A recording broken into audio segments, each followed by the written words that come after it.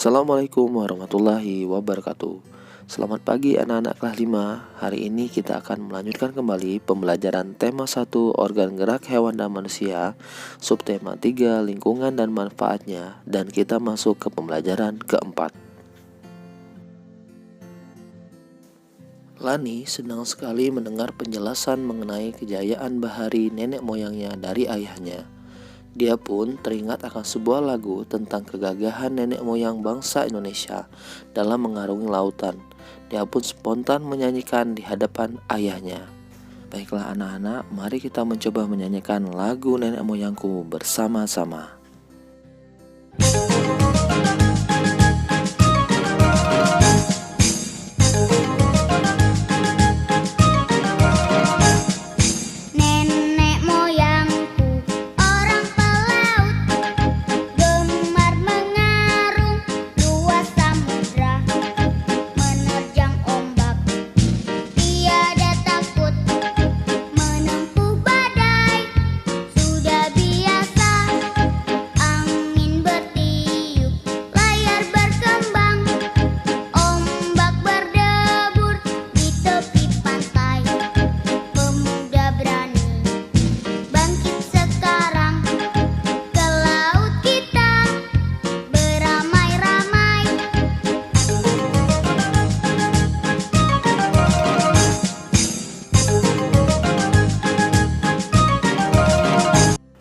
Baiklah anak-anak, dengan kita menyanyikan lagu nenek moyangku bersama tadi, membuat kita bangga kisah kejayaan bahari bangsa Indonesia sebagai negara maritim pada masa lalu. Sekarang, mari kita baca sebuah bacaan dan kita temukan ide pokok pada setiap paragraf pada bacaan tersebut. Kapal pinisi, kapal penjelajah dunia. Kapal pinisi adalah sebuah kapal layar kebanggaan masyarakat Sulawesi Selatan, bahkan juga menjadi kapal kebanggaan bangsa Indonesia. Ketangguhan dan ketenaran kapal ini telah terdengar di seluruh penjuru dunia. Sudah sejak sekitar abad 14, kapal pinisi berlayar dan menjelajah samudera di seluruh dunia. Konon, pinisi ini diambil dari nama seorang yang bernama Pinisi. Suatu ketika dia berlayar melewati pesisir pantai Bira, dia melihat rentetan kapal di laut. Kemudian dia menegur salah seorang nahkoda kapal tersebut bahwa layar yang digunakannya masih perlu diperbaiki. Sejak saat itu, orang Bira berpikir dan mendesain layar sedemikian rupa dan akhirnya berbentuk layar pinisi yang seperti sekarang ini. Atas teguran orang tersebut, maka orang-orang Bira memberi layar itu dengan nama pinisi. Kapal pinisi adalah kapal istimewa. Kapal ini dibuat oleh tangan-tangan ahli tanpa menggunakan peralatan canggih dan modern. Seluruh bagian kapalnya terbuat dari kayu dan dirangkai tanpa menggunakan paku. Meskipun demikian, kapal ini telah membuktikan ketangguhannya dalam mengarungi samudera dan menjelajah negara-negara dunia. Banyak upacara atau ritual yang dilakukan dalam membuat kapal pinisi, mulai dari pencaharian hari baik untuk memulai pembuatan, upacara atau ritual mengusir roh jahat saat akan menebang kayu yang akan digunakan untuk membuat kapal pinisi, upacara atau ritual peletakan lunas dan pemasangan pengapit lunas, kemudian memasuki proses penggabungan dan pendempulan badan kapal. Pada proses terakhir dilakukan peluncuran, namun sebelumnya juga diadakan upacara atau ritual selamatan.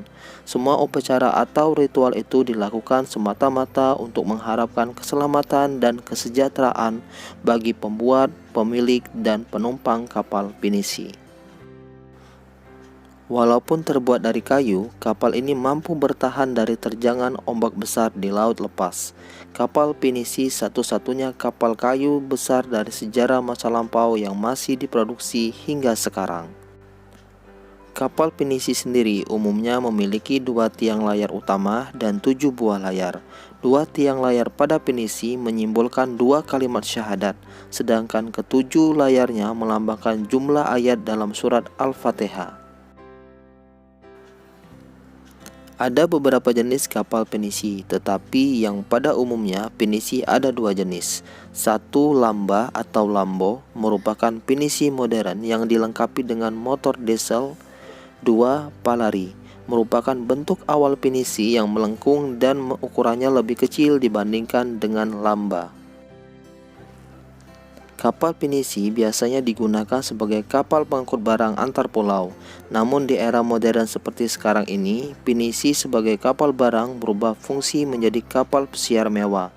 Pinisi dibuat dengan interior yang mewah, dilengkapi peralatan menyelam dan peralatan permainan wisata bahari. Kapal pinisi juga dijadikan lambang salah satu gerakan WWF, yakni SOSAX. Gerakan ini merupakan gerakan untuk penyelamatan dan pelestarian hiu. Membanggakan, bukan? Baiklah anak-anak, pada pembelajaran sebelumnya kalian telah mengetahui pengaruh kondisi geografis bangsa Indonesia sebagai negara maritim dan kepulauan terhadap kehidupan ekonomi dan sosial masyarakat. Sekarang kita akan mempelajari tentang pengaruhnya terhadap kehidupan budaya dan transportasi masyarakat.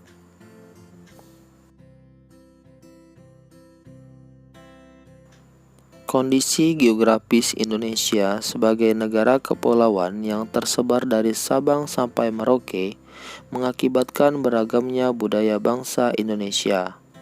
Budaya antara suku bangsa satu dengan yang lain juga berbeda-beda, seperti bahasa, adat istiadat, tradisi, sistem kepercayaan, dan sebagainya.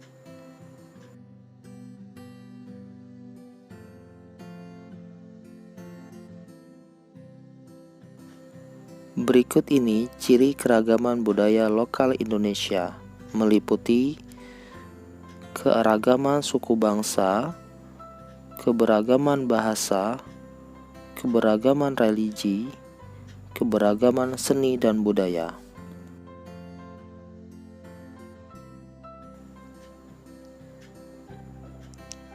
Keberagaman budaya memberikan manfaat bagi bangsa Indonesia.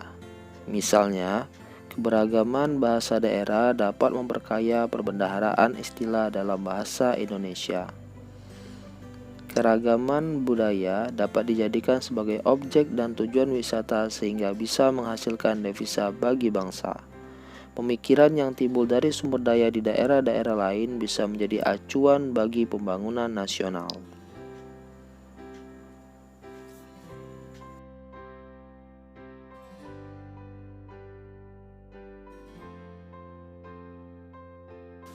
Secara umum, pengaruh kondisi geografis Indonesia sebagai negara maritim terhadap budaya masyarakat Indonesia antara lain karena mudahnya pengaruh luar masuk ke Indonesia, maka masyarakat Indonesia lebih mengenal budaya asing, seperti musik pop dan jazz lebih dikenal daripada musik karawitan. Tontonan dan adegan dalam film yang kurang bahkan tidak pantas membawa efek buruk bagi bangsa Indonesia. Dikenalnya kebudayaan Indonesia akibat ramainya perdagangan dan pariwisata yang ada di Indonesia.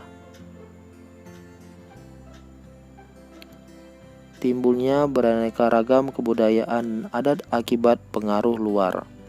Contohnya wayang di Jawa yang terinspirasi dari cerita dari India. Wilayah Indonesia yang luas berupa kepulauan dan disatukan oleh laut sangat mempengaruhi kondisi transportasi yang ada.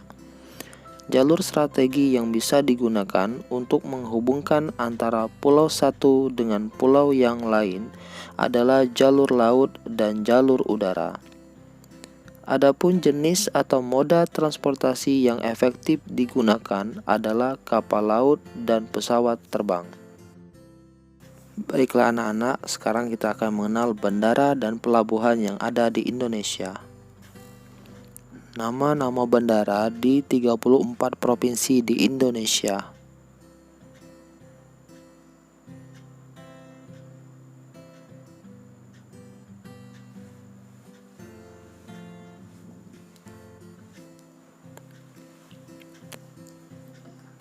Nama-nama pelabuhan di 34 provinsi di Indonesia.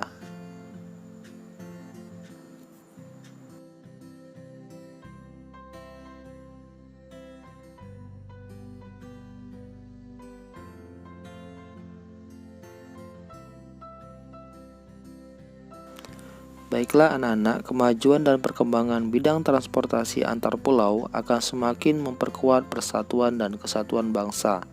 Hal ini sesuai dengan nilai-nilai yang terkandung dalam Sila Pancasila.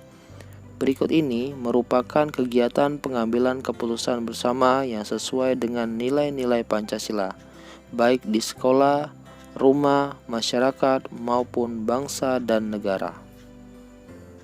Baiklah anak-anak kelas 5, demikian tadi pembelajaran kita pada hari ini, tema 1 organ gerak hewan dan manusia, subtema 3 lingkungan dan manfaatnya di pembelajaran keempat. Semoga apa yang telah Bapak terangkan kepada kalian dapat kalian mengerti dan kalian pahami. Bapak akhiri, Assalamualaikum warahmatullahi wabarakatuh. Selamat pagi.